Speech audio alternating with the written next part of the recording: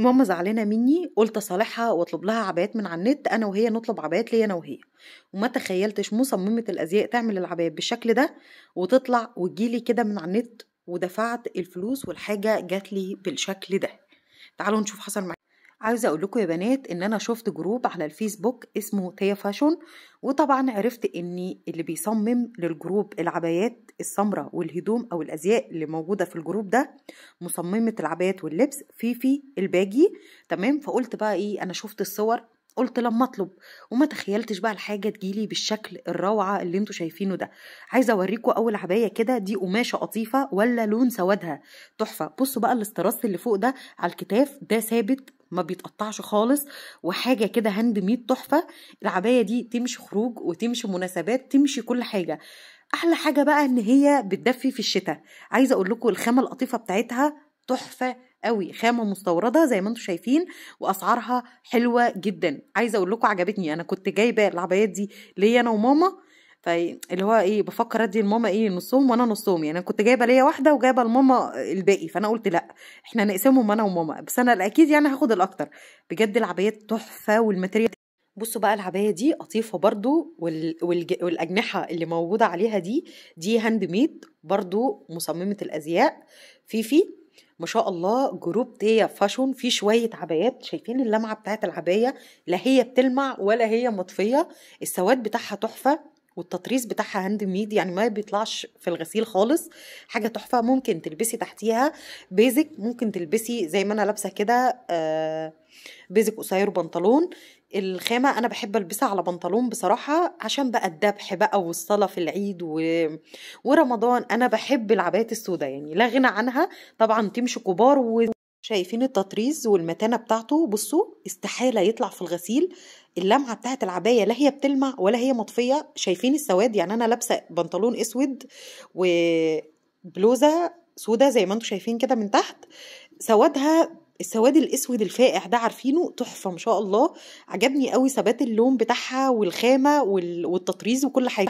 كل العبايات اللي شفتها كوم، والعبايه دي كوم تاني، دي حاجه كده قطيفه.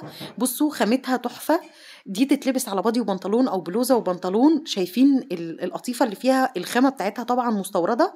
عايزه اقول لكم على حاجه، كل العبايات دي بتلبس من اول مقاس لحد 190 كيلو او 200 كيلو. كل العبايات دي تلبس لحد 200 كيلو. شايفين الكم بتاعها كبير ازاي؟ بصوا طبعا تمشي شبابي وتمشي لامهاتنا، تمشي جميع الاعمار. انا بصراحه بعشق العبايات السوداء، فانا كنت جايباها لي انا وماما، وبصراحه العبايه دي عجبتني جدا جدا ما شاء الله تحفه. طبعا اللي من سني هيلبسها على باديوهات وبناطيل، على بلوزه وبنطلون. ممكن تلبسيها على بيزك، تمشي بقى في مناسبات، تمشي في اعياد، في رمضان. انا بعشق العبايه، لما بيكون عندي خروجه سريعه اقوم ضاربه العبايه وخارجه. طبعا امهاتنا ما بيستغنوش عنها، وطبعا من اول مقاس لحد 200 كيلو ما شاء الله. جروب تيا فاشون في شويه بقى ازياء، انا لو كنت اعرف الحاجه حلوه كده كنت كترت وطلبت حاجات اكتر ما شاء الله تحفه. تعالوا بقى نشوف الشال القمر ده. انا بالنسبه لي الشال ده لون الهافان ده مميز بالنسبه لي، او اللون الجملي ده انا بعشقه. احلى حاجه بقى ان الشال ده كله معمول من تحت، او الكنار بتاعه كله معمول شراشيب جلد. عجبني قوي، وتحسوا كده ان هو ليدي كده وشيك. انا الشال ده بصراحه جايباه ليا مش لماما، عجبني. انا بعشق اللون الهافان. بصوا بقى على الهاف بوت وعلى البلوزه، هيمشي على كل حاجه. بصوا تحفه. الخامه بتاعته شموزيت اللي هي المستورده النظيفه. الشال طبعا بيتلبس بكذا شكل وبكذا طريقة. انا بوريكم بالطريقة اللي انا بخرج بيها. طبعا ممكن تلبسيه حتتين كده على الكتف، ممكن تعمليه بكذا شكل. بصوا خامته، شايفين الشراشيب الجلد بتاعته بجد في منتهى الشياكة. عايزة اقول لكم الاسعار كمان حنينة جدا. العبايات اسعارها تحفة يا بنات، والشال واي ملابس او الازياء عندهم بصراحة اسعارهم اقل من بره بكتير، والحاجة تحفة التحفة. شايفين الجمال؟ جبت لاختي الكاردي ده عشان نبقى مطقمين مع بعض، من جروب تيا فاشون برضو.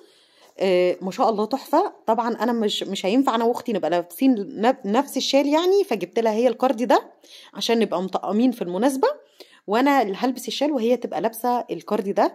برضو الخامه بتاعته شموزات مستورده، وفي شراشيب كده من نفس الخامه تحفه.